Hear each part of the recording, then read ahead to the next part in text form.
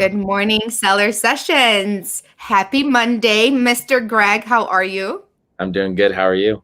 Amazing, amazing. Greg Woodfield, you are the co-founder and CSO now. I know I checked out your LinkedIn and you were CO before. Yeah, yeah, I yeah, see. Of Via. Tell us a little bit about that. That's so exciting. yeah. So first off, thanks for having me, Isabel. I really Of course. appreciate you bringing me on Seller Sessions. This is awesome. So I'm Greg Woodfield. I'm the co-founder and CSO. So I'm the chief strategy officer here at Via. And Via is a mobile commerce platform built for direct to commerce or direct to sellers or Amazon sellers. And so essentially, we build products that help you generate a lot of capital through messaging systems. So it's as simple as it can get, right? So That's amazing. I love it. I mean, when I say we, Amazon sellers, we're always looking for ways to improve our relationship with the buyers. So, would you do you mind going a little bit into more detail, and then we'll go back maybe to your story later if we have time. I just feel like Via is so important and so crucial for brands right now that I feel like it should really give us some connection to all these buyers. So anything you can give us an insight, just let us know. yeah, so we're working with Mina, and I believe that you know Mina Yes, of a course. little bit, but he specifically has two stores now. He has like a Shopify store and he has an Amazon store, right? So um, the thing about Amazon is like this juggernaut, right? They own the data. It's very hard to get the data. It's very hard to know who your buyer is, and you're always trying to figure out like what you can do. And so what we've been able to do, or who we've been able to work with like people like Mina, is say, hey, everybody knows about package inserts being like a big thing, right? That you can get your customer to do things or fill out forms or go to some other website or go to some type form, right? But have you ever thought about like text or SMS as like a portion of like that strategy? And if you have, and you're listening to this, you're probably on like the right wavelength as Via. So Via is trying to organize businesses who are based on Amazon to help them, whether it's create their new store, right? Like a one-click to D2C, and then help boost their D2C sales through SMS and the other channels that we're on. Or if it's saying, hey, maybe you should be inserting package inserts that look like this, like text, wow5 to receive your promo code. And then you have direct access to where you can now message that buyer. And that's like a huge, like, I'd say leg up on maybe your competition, and kind of orchestrating them to where you want your buyer to be led, right? Whether it's back to buying, back to ranking you, all of that's super important. But owning lists is super important. And, it's very hard to do that on Amazon. So. Absolutely. I mean, this is something that we battle with every day. And a lot of sellers that I talk to that are selling outside of Amazon that want to get on Amazon, their first fear is like, well, I don't really want to do it because I don't own the list. This is literally every single time I speak to a seller that does like really big numbers outside of Amazon. And I always try to convince them to come on this side just because of there's just so many more eyes on Amazon. It's like you're missing out on sales, but they do have this fear, and I completely agree. It's definitely a problem that needs to be solved somewhat. So in having a tool like this, it's absolutely genius, and obviously the opening rate is mind blowing, right? Yeah. Like when you're, Message versus email. yeah, I mean, email is always going to be here. I think there are people who are like, email's dead. It's going to be terrible, whatever it is. But at the end of the day, like you have to realize that email is not dead. It's still very much alive, and it's the world's like, I'd say communication channel next to like Slack, some of these other communication channels. But the native download to your phone, where every like smartphone, every phone in the world has SMS already downloaded to it, right? It's not this app that you have to download like Facebook Messenger, right? Mhm. Not everybody has a Facebook profile. Most people do by now, but at the same time, if you think about like SMS compared to email, SMS does have higher open rates. It does have higher conversion rates. It's a natural channel to communicate quickly on, right? And it's something that when you look at, it's like the first thing you look at when you wake up, last thing you check before you go to bed.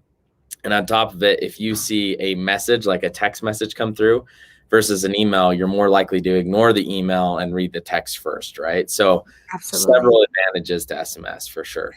So is there like a data pointing how what's that percentage? Is it like over 90, over 95%? Like So what would you like say?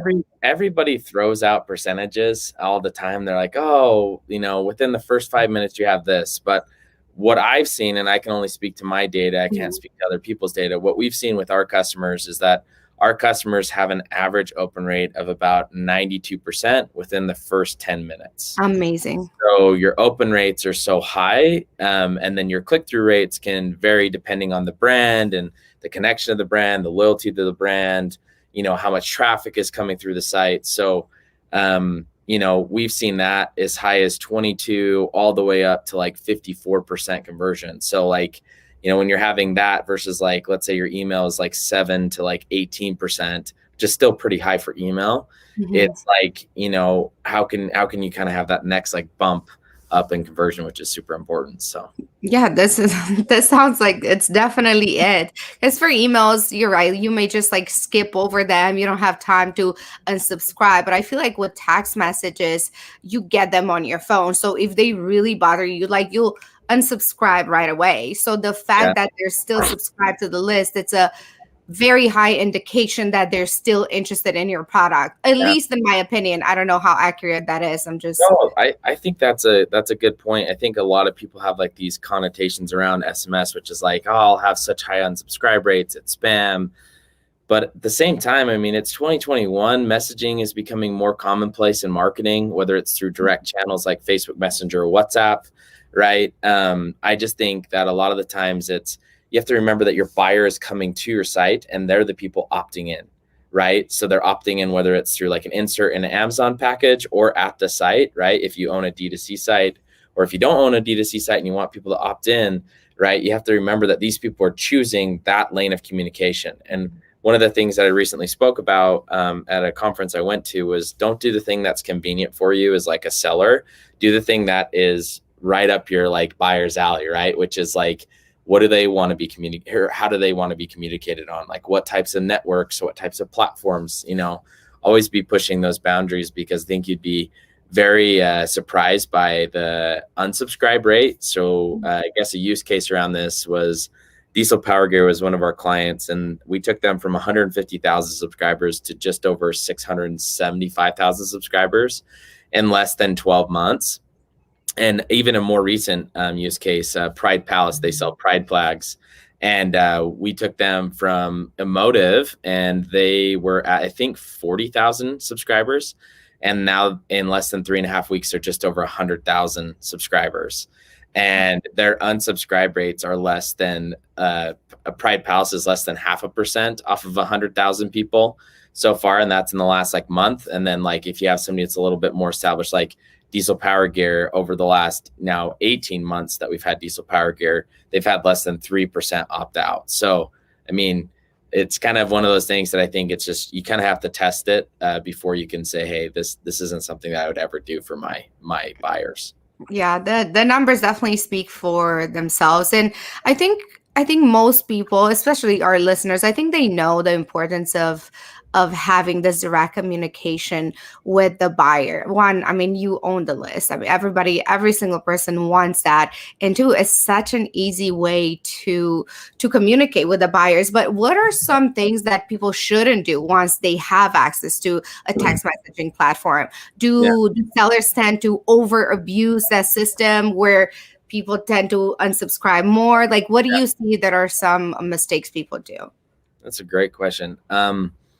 So I think commonplace is first like TCPA law, and CTA guidelines. I think there's so much speculation around what you can and can't do with your lists, right? Like buyers, you don't just everybody on here, my recommendation, even though it's like, hey, this is super hacky, is if you get bit by, TCPA law, it can be a huge expense for you. So I would just say like, it's really simple, is that you have to have the right opt-in language, right? Whatever site, whatever package, inserts, you name it.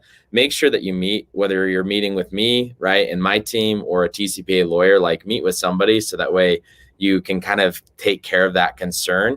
You may not know this, but if you get tagged, off a punitive class, right, how many people you blasted. So let's say in this case, it's like 12,000 people that you just purchased some random list. They weren't opted in through a platform. They didn't have the right legal language. You can get hit for $1,500 per text message. So if you kind of look at like what, I have a list of 100,000 and I send it to all 100,000 and some lawyer decides to sue you, it's as simple as just sending a legal letter in the mail and saying you broke TCPA lawsuits. Do you plead guilty?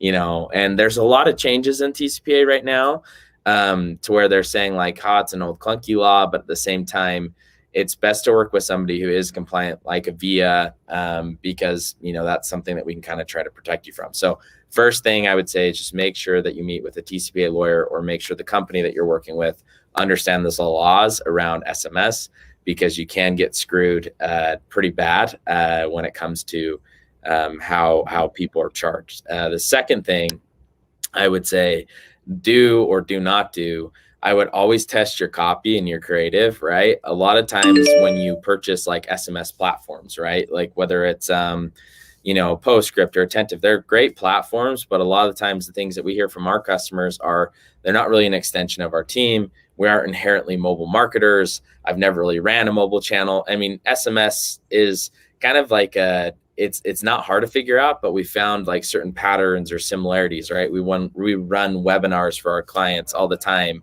to have them talk to industry leaders about like BOGO sales, or, what it looks like, for shipping, or what it looks like for, site-wide sales, or how do you not just always blast discounts? Why don't you focus more on educating your client, right? So if you're in beauty or cosmetics, or you're in CPG, or whatever you're doing, education is a huge portion of brand loyalty, right? And sometimes people are just like market.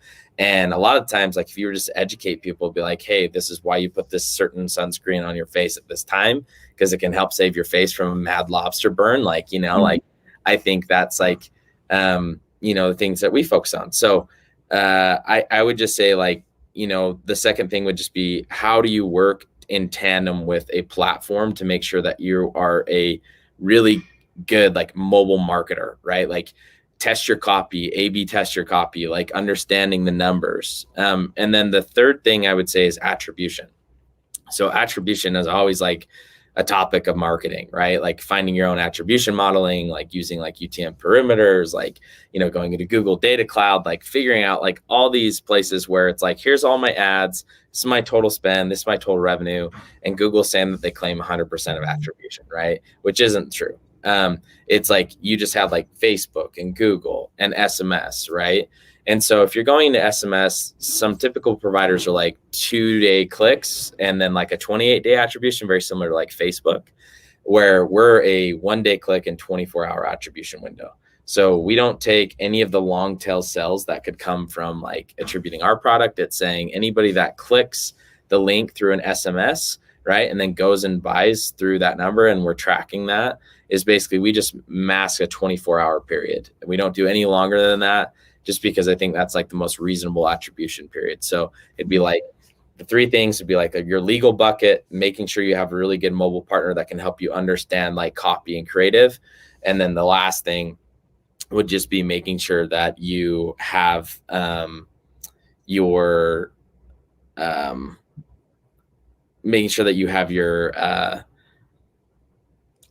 Attribution. Thank you. I was thinking about a different word, like applying attribution, but finally came to me. But making sure that you have your attribution correctly sorted. So those three things I think are like the powerhouse of a successful mobile channel. So the last part, the attribution part, just so I understand it correctly. So you're saying once the text message is sent with the link, you're tracking it only 24 hours later, even though some people may go to it like 3 days later and click. You're only reporting on that first 24 hours. Yeah. Is there a specific reason why you do that, or are you just... Yeah. So we've just found that a lot of people feel like SMS gets over attributed because it's such not a new channel, but a newer channel to their marketing suite. So before it was like they're using Facebook ads, Google ads, right? All the ad channels, email, and they're like, holy cow, you guys are attributing 100,000 when like my platforms are barely doing the 55, right, of the total 150,000. But they just don't know how powerful SMS is, right? SMS is so powerful in the sense it's like literally once you send the message and it hits the person's inbox, they in less than like 4 clicks could be purchasing a product, right? So like you have to think about like how easy it is for somebody to do on mobile, right? Whereas like an SMS, and most people aren't taking like, right, their laptops with them, they're buying via mobile.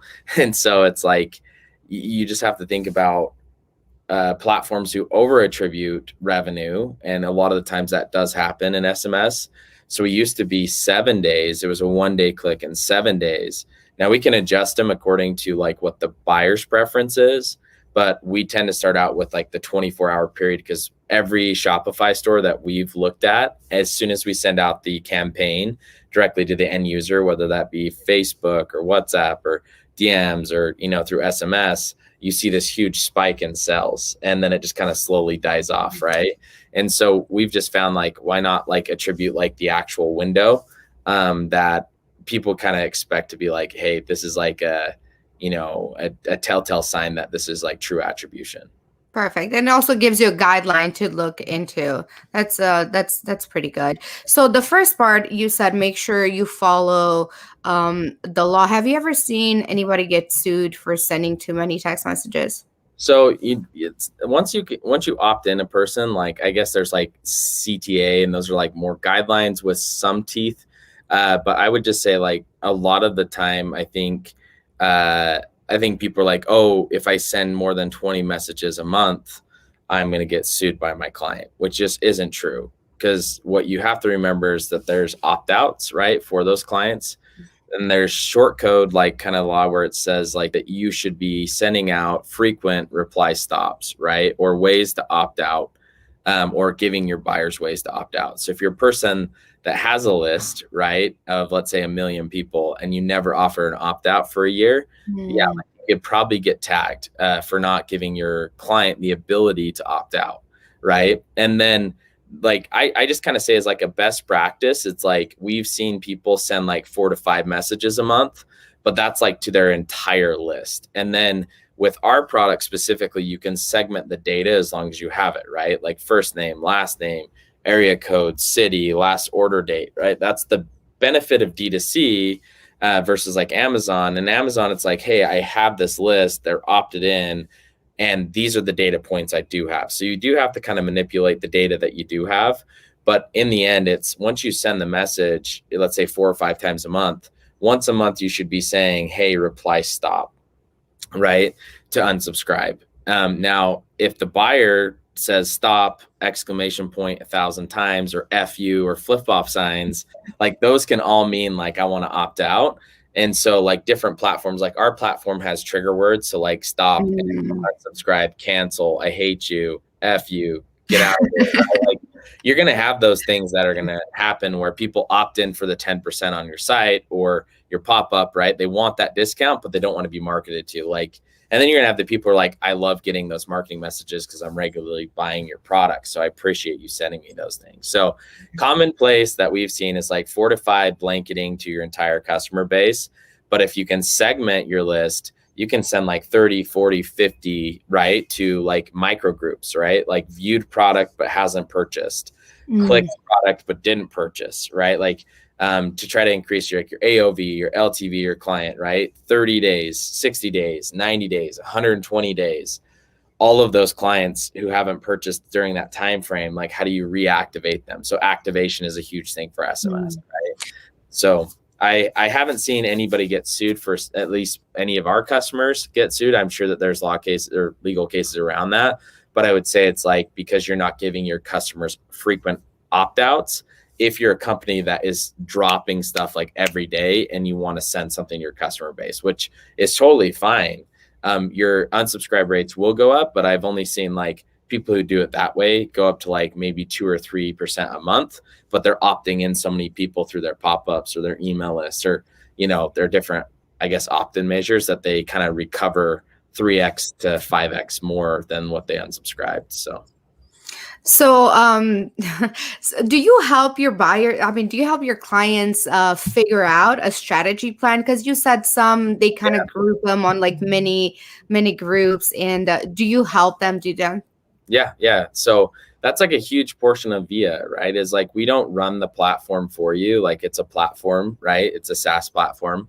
But the thing about our CS team is you have a dedicated account manager and you have a dedicated CS manager who's assigned to your book of business or my book of business or a certain amount of customers. And they only work within that customer base. And so hence why we run like webinars or frequently asked questions or our soon to be like recipes organizer. So basically being able to organize certain successful recipes that industry leaders love to talk about, right? And that's always been like a huge thing for us is we want to be an extension of your team. We don't want to overwhelm you because I think a lot of the times you'll get like, people who don't understand e-commerce or just commerce in general. Most of our CS agents are actually people who own e-commerce stores. So it's like they understand the platform and why we built the platform and how we built the platform is we built it with like industry leaders of e-commerce stores, right? Like, what do you want to see? What do you not want to see? And we still kind of take that as like, I guess our edge, which is we always are following what the e-commerce owner wants, right? Because we want to create more meaningful relationships with their buyers. And we can't do that if we're just building a platform on the side and they're like, this is something I would never use, right? So we try to make it as friendly, founder friendly, or marketing friendly as possible. But we also have an expert team that's dedicated to each of our accounts. So, Do you help them with a copy of the message as well? yeah. So we've worked with several people on copy. Like, I mean, sometimes people are like, I'm the professional here. I don't need your help. And we're like, okay, great. If you need our help, just ask, right? But then there's people just getting started with copy, and we have enough industry connections that we'll either use our team or we'll reach out to like a professional copywriter, right? Somebody's been writing copy for years, right? And copy and messages actually is super important. It's just like Facebook, Of course. right? I think that the other thing that people tend to overlook, right, next to the creative's always like a hot topic, and I feel like it's a hot topic right now, but creative in SMS, like GIFs, right? MMS messages, like converting videos, but they take longer to send out, right? So it's kind of like, how are you branding the images that you're sending to your buyer and how does it like touch them, right? So. And you feel like obviously some copy sells more than other. Because I assume in a text message, I mean, I've never used a system like this before, but I assume the message, of course, has to be shorter and also has to have more substance than in an email where you can send like 3,000 words if you want it, right? Yeah. So like, the way that it's broken down is an SMS is 160 characters, right? With a link that a customer can click on. So if you think about it, it's like SMS messages, although they are cheaper and people will send them, they don't have any branding to your message other than maybe like the company's name, hey, this is what we're offering, period, like link, reply, stop. Like that is simple, like SMS marketing. But if you're getting into like branded images, like Diesel Power Gear, Pride Palace, where they have a GIF that's flipping through all their different flags and it's saying, we just dropped some of the newest like flags and we've added these 3 things, and they go down to explain, that now gets into 1,600 characters, and that's an MMS. So you get charged more for an MMS message because it's broken down not just by characters, but the way that SMS marketing or marketing in general is they're broken down by segments. So you actually get charged per segment. And so basically like how prices work in SMS is like the more bulk that you have, the bigger your discounts, and the closer the company like Via is to the carrier, the more discounts you're going to get in association with like buying in bulk or messaging in general. Can you give me an example of like what the price will be for like just a simple text, like not branded and the branded one? Yeah. So like, let's say like you're an SMS, like you're looking at usually like half a cent per message to a cent per message. That's like pretty industry standard. And then like from like an MMS, like you can get anywhere from like 2 cents to 4 cents, depending on like the brand and the bulk, right? So you can get much lower pricing than that. And Via does 30-day trials on our platform. So usually when we bring on a client, what we're doing is we're trying to figure out like, do they have volume coming into the site? Are they like a brand that isn't just starting? If they are just starting, it's a little bit harder because they don't have any traffic coming in. So a little bit more established brands is who we tend to focus on. But when we offer that trial, we're trying to find that volume or that sweet spot of like what their traffic is doing. So how many times the brand plans to send a month, how many different angles they're trying to send from a month, and then how many opt-ins they're having, right? So you take a brand, you're like, hey, it's $3.99 a month, but then Pride Palace, they blow up their subscriber list to 100,000, right? And they're like, so how much is it going to cost? And you're like, well, this is your SMS, this is your MMS, and this is your bulk price, and we just negotiated like a really good discount for you. And then how we kind of work is once we understand that volume, we're trying to increase that volume, but in SMS, like our average client sees about an 8 to 10x ROAS. So like our focus is like, hey, let's find the volume sweet spot. Let's negotiate after 30 days to make sure that we like are all aligned here. You've seen the proof in the pudding that SMS can absolutely kick ass when it comes to like making you money. Mm-hmm. And then how do we scale that together and become like a long-term partner? So it's not that the simple text messages don't work, just the branded ones work much better. Yeah, I think they do. Like, I mean, you could have a brand that A/B tests and like, I found no difference, but that could just be like your copy, right? But I've seen like people who send, and this is just me, like people who send more MMS messages have better conversion because videos or pictures tend to convert better than just words. Most people will read maybe like the first couple sentences and then it's like, oh, this is just a marketing message. So if they treat it as a marketing message, what you want to do is captivate them with the picture.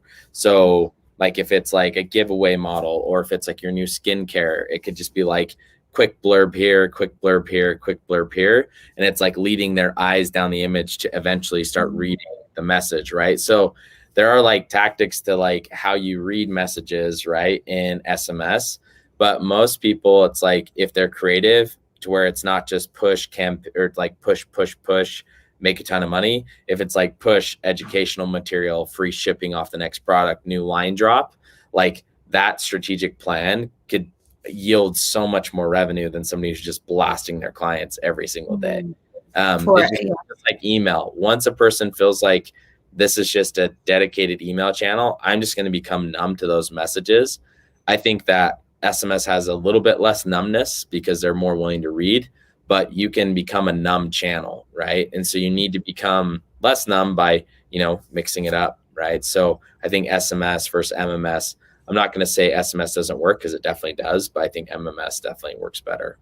Love it. And yeah, I mean, we're so conditioned to the platform we're on. So like an example that comes to mind as you're talking is TikTok videos. It's like you scroll, and then there's an ad, and then you're in it for like 3 seconds. You're like, oh shit, this is actually an ad. I hate this. They caught me. So you want to make sure that you're using the same strategy for the text messages too. I mean, people are you send text messages, but the ones that are animated, the ones that have a little bit more substance, you tend to read more and you feel more engaged to it than just like, oh, here's your discount, or like click on this. And I unsubscribe to those all the time. And actually, let's go back to that. I have Fabian Gonzalez. He's saying, good you say that. He was to what you mentioned earlier. Good you say that I'm in Europe and some US companies have taxed me like 1,000 times every time they launch a course.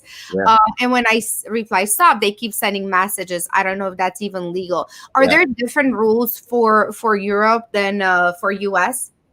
So there are, like, the thing is a lot of people don't want to touch international. So Fabiana is like, it's true. Like there are a lot of brands who just don't understand international, but they don't have quite the same laws around like US laws. US laws are like very distinct. Like, whereas like France, like you're not supposed to send messages on Sundays, right? It's like, there's very like interesting laws around like international, but the same like standard laws typically apply to like messaging in general, which is if they aren't replying stop, or if you're replying stop, make sure that you're applying like stop, STOP in capital letters, right? Because if you were the person that like did stop in lowercase in a period, it's not going to opt you out because their system doesn't know.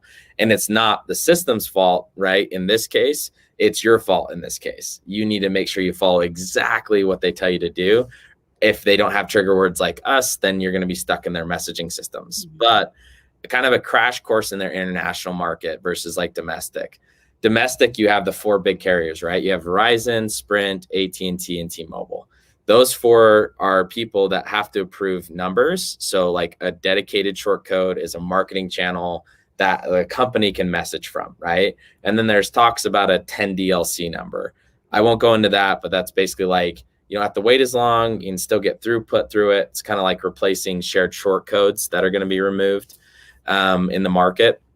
And so anyways, with that being said, those four carriers have to prove the number. And then there's a lot of little carriers beneath these four carriers, right? So if you go international, right, what are the international carriers, right? Who's the biggest carrier in the Ukraine? Who's the biggest carrier in France? Who's the biggest carrier in Brazil? They're not the same as these four, but they have to talk to each other. So here's the thing. If your short code didn't get approved through these other carriers, right? Or if there wasn't like specific things that you had to do in the application process, you could be trying to send international messages and not even reach your client because it hasn't even been delivered, or it takes longer, or you're charged more. So a lot of times you're charged a lot more for international messaging. And that's one thing that we work with our clients on, right? We work with brands in the UK, work with brands who are trying to send messages from like Europe here or Canada. Like some of those countries are a lot easier to send from and send to than other companies, like maybe in like Ghana, right? Or, China or other places, because the message just takes so long to go from carrier to carrier. And we don't know if every carrier is going to deliver that message. So kind of like the same thing from the consumer side, Fabian, is like if you replied stop, it would have to go back through all the carriers to make sure that happens. And so if it is legal or isn't legal, that's like dependent on like the state or country or, providence that you live in. And when it comes to the trigger words that you were saying that you guys already put in your system, most companies don't do that. One, because they don't want people to unsubscribe, or is that what it is? Yeah, there's tactics to it, right? I mean, you're a marketer at the end of the day. You're trying to scale a business, right? We're going to give you, here's black and white, right? And here's what puts you in the gray space. We don't want you to go in the gray space, but with marketers want to go in the gray space. They want to hit gray space marketing, or they want hacks to scale faster, or they want to make more money. And so I always tell people, like, it's best practice to always include like opt out at least once a month. If you're paranoid, then do them every text message, right? But you have people do them like once a quarter, right? It's a reply stop to opt out. And so there are people who are like, oh, I could get away with a month. And so I just kind of look at it as, what is your standard practice? Our standard practice is like, don't do it. Just send it once a month and you're going to be just fine. And like, it's 12 messages a year. It's not going to hurt you that bad. So. Right. And you feel like that's a good number. Like once a month, it will give enough, I guess, protection. Yeah. To the brand. Anytime you start like a new thread, right? So that's like something you have to remember. It's like, if I'm opted into this dedicated marketing channel where I've seen reply stop. So if they just opted in, you should have like a reply stop. So they know how to do it. Got it. They know the brand name. They know what you're doing. And then they know like there's double opt-ins, like reply Y after you've clicked something, it puts it in, they send it off. That is like technical express consent. There's more to that. But basically, like once you've double opted in a person, it's like any new thread. So any new message you're sending out, any new campaign, segmented audience, you should you should definitely have like a reply stop in there. At least that's my standard practice with my clients that we work with, is like anytime it's new to a group, make sure that's included in there. If it's something that's consistently going to the same group, like once a month should be more than enough. So do you feel like right when they sign up, you should have those instructions like, hey, you can unsubscribe anytime? One, it's good practice. And two, it can probably protect you down the road, saying, look, I sent that as an initial message, showing them how they can opt out later down the road. And if you just sign up, you're not going to unsubscribe right away because you literally just signed up. So it's like, it's probably the best time to do that, right? Yeah. I like when it comes to like just unsubscribing in general, you just want to make sure that you don't have to coach the customer necessarily, because unsubscribe opt-outs have been around for a very long time, like going to the hospital and getting checked in, or going to like Chipotle and like subscribing to their avocado burrito that you like wanted, right? Or something, right? You're it's pretty commonplace when it says reply stop. Most people understand that. It's Mhm. like the older generation, like I'd say like, maybe 45 and above, that maybe would have a hard time, not to knock on the older generation, but I've kind of seen that, like, well, maybe they put the parentheses around it. And so again, it comes back to trigger words, and trigger words are really simple. It's just like we plug them in that says lock and unsubscribe this person if they say end period, unsubscribe period, unsubscribe in all capitals, cancel all capitals, right? Everything in code has to, it's very uh, like not everything, but like it's very like lowercase and uppercase, periods, exclamation points. You have to include all those in your trigger words. So we have like a standard like 150 trigger words that we use. So in the event that somebody does opt out, we want that person to opt out, and we record the opt out. So in the event that anything were to ever happen, you can say this person opted in at this time, they opted out at this time, we followed the law, this is just pointless, right? Crushes the case pretty quick. And you keep a record of all the text messages that are being sent. And if anybody ever gets sued, you can go back and trace it, saying these Yeah. are the messages that were sent, this is the frequency. Do people ever like start conversations like through that, thinking that it's actually like a live chat or something? Do people confuse Yeah, that? yeah. So the cool thing about our platform is we encourage two-way messaging. It just depends on your CS team. And this is where I'm going to kind of tie our platform and maybe a little plug into Via, is that, most of these SMS providers, right? Attentives, Postscripts, Yotpo, they do have two-way communication platforms, right? They can send a message and receive a message, and then you can reply, resolve, right, to content. Via, when we started initially building out our platform, was for brick and mortar businesses. So we built it out for CS teams, right, to be able to transfer dialogues, right? So it's one text thread, but you could transfer it over to billing and say, hey, Jerry in billing needs to answer this, or Sally in customer success needs to get this shirt size right. So rather than texting them from 50 different numbers, right, we just took all the inbound messages from like live chat, Zendesk, and put them into SMS form for like their CS agents to answer, right? So we built this like powerhouse of a two-way communication system, and then we layered on our e-commerce plugins, right, to Shopify and BigCommerce and WooCommerce and all these other kind of platforms out there. And so with two-way messaging, when you send a message, you should understand that you're definitely going to receive messages back. And these could be messages that are coming back from customers who went through Zendesk, right, sent some sort of reply and said, hey, you guys never sent me my order, right? So we're actually in the process of building out like AI and ML, or artificial intelligence or machine learning and language learning processing algorithms, to help offset CS teams that are really small in commerce. So for example, like you could be running a $32 million shop a year, but you only have 4 people who are actually managing the conversations for your CS team. But you have a 600,000 plus list that you're texting once a week, and you're going to have, let's say, 10,000 people sending you back. There's 2 options. Either you can choose to ignore them completely and they go through your email, they go through your chat bots, or you use Via system where we'll recognize somebody saying like F off and saying, hey, would you like to unsubscribe here?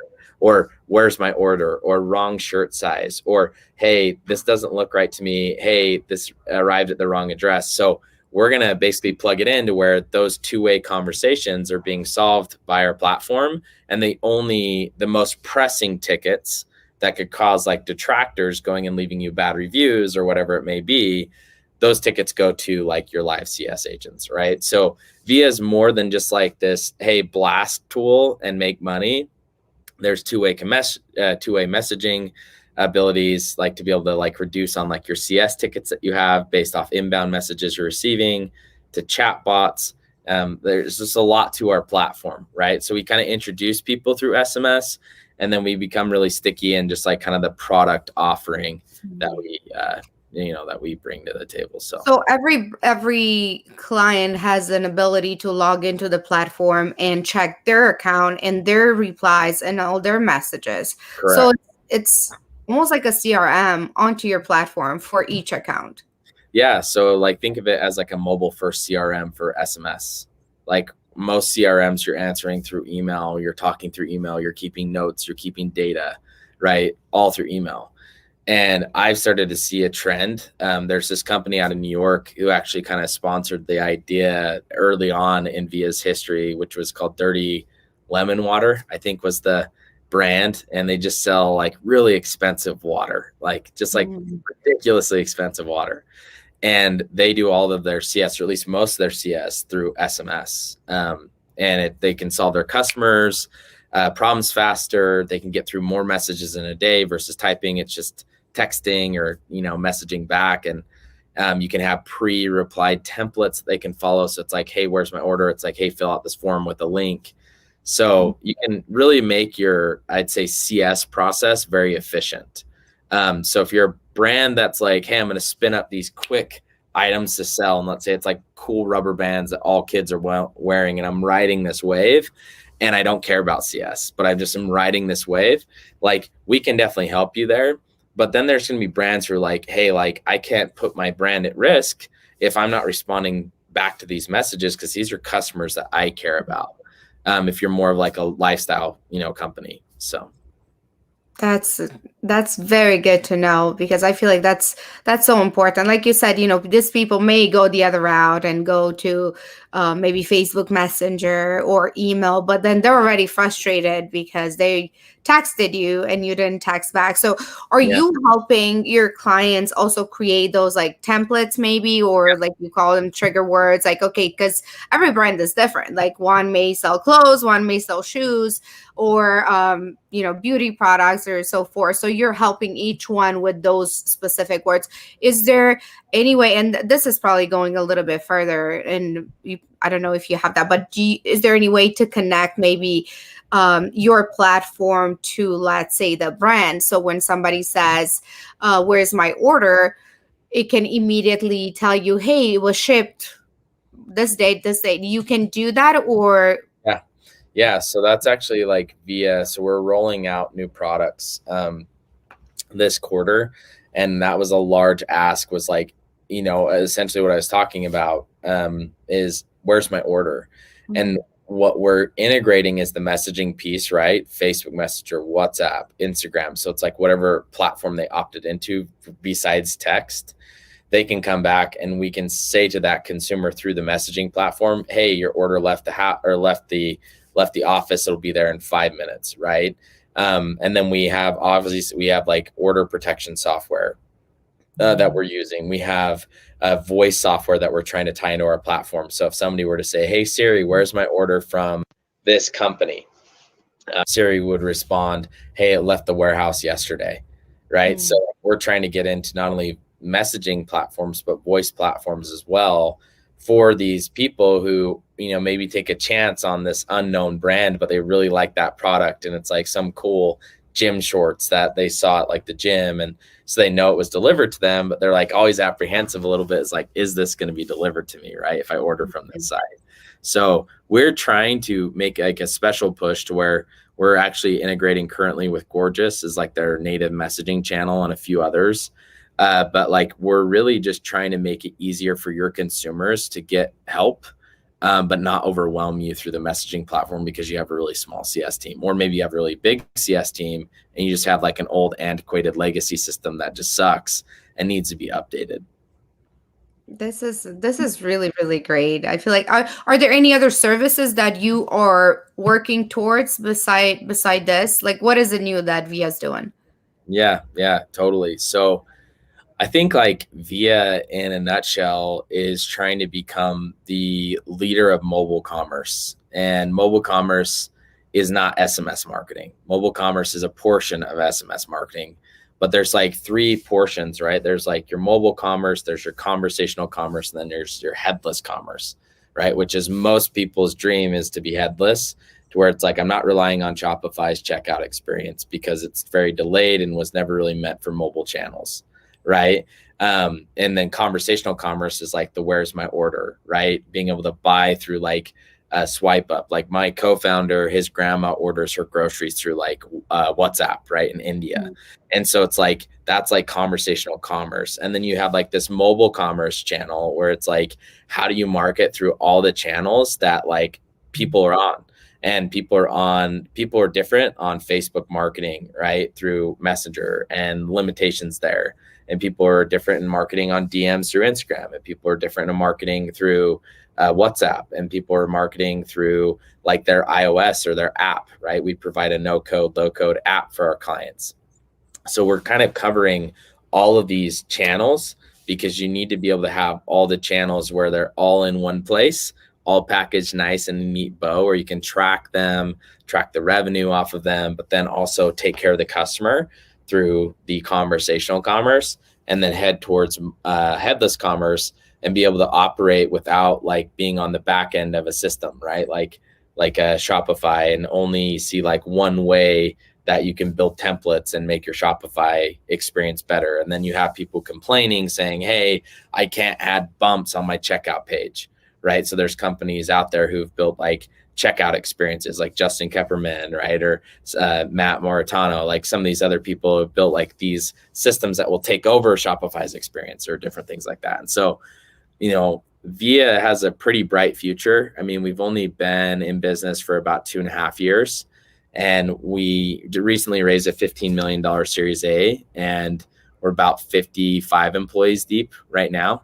And we're growing like crazy, but you know, our focus has always been customer experience first, make mama proud, be a founder, be passionate, and don't be afraid to take shots on goal. And so, you know, our focus is just trying to make sure that we build the best and most meaningful relationships with the customers that are on the different networks and devices they use most often. So that's beautiful. No, I think what you do is amazing. I mean, when we met, we spoke a little bit, and it's always been on my mind. You know, that this is something that everybody should do, whether you have a brand or a service. So this is really nice of you to share this with us. Where's Via's headquarters? Where are you guys located? So we're a Bay-based company. So my co-founder, he lives out in the Bay, in San Francisco, and then we have our I'd say our much larger office here in Salt Lake City, Utah. So there's a place down south from Salt Lake City, which is called Silicon Slopes. It's like Silicon Valley of Utah, I guess. Way to explain it, but it's basically has a bunch of tech companies like Podium and Divvy and Weave and just a bunch of these other brands that are kind of in different channels, but we've had a lot of success around. So we'll be down there. We actually are just undergoing like a renovation of like our newest office, which is pretty exciting. So are you in Idaho now? I'm not in Idaho. I'm in Salt Lake. So yeah, luckily I have, not to knock on Idaho, but the city's it's funny because when we first started talking, I asked you about your where are you? And then Sharon, my co-host, she co-hosts Thursdays, and she's like, I'm dying to know what room Greg is because that background looks super cool. I call it the chocolate room, Sharon, yeah. But you know, Greg may have different names for it. Yeah, it's nice to meet you, Sharon. This is it's like a soundproof room. So it's like a recording studio. So we do a lot of podcasts in here where we'll do the same thing. We'll interview our clients. And anyways, it's the quietest place in our office. So I always go here to take calls so that way I don't have to have headphones in the whole time. That's amazing. I love it. We should all have that. And what's next for you, Greg? I know there's some masterminds coming up. Where will people see you? Where will I see you? Yeah. So I, you know, it's been about, you know, like I said, almost 2 years, and we've been in stealth is kind of like, I guess, our version. We haven't marketed. We have never done any marketing. It's all been outbound or word of mouth that has kind of got our company to where we're at so far. And one of my core themes, I guess, for my own life is like live authentically. So I only choose events that where I feel like people are authentic, that, you know, the opportunity is the authentic. Not just to make money, but to actually build relationships, I think is important for me. just because I want other people to succeed. I mean, there's enough bread to go around for people. So I kind of look at it as if the brand, the company, the opportunity, the podcast is authentic, I'm all for it. And so the next speaking engagement that I have is actually at a Geek Out, amazing event for commerce sellers, copywriters, you name it. I feel like a lot of people are there, but we actually sponsored their events, jumped all in. The next one's in San Diego next week.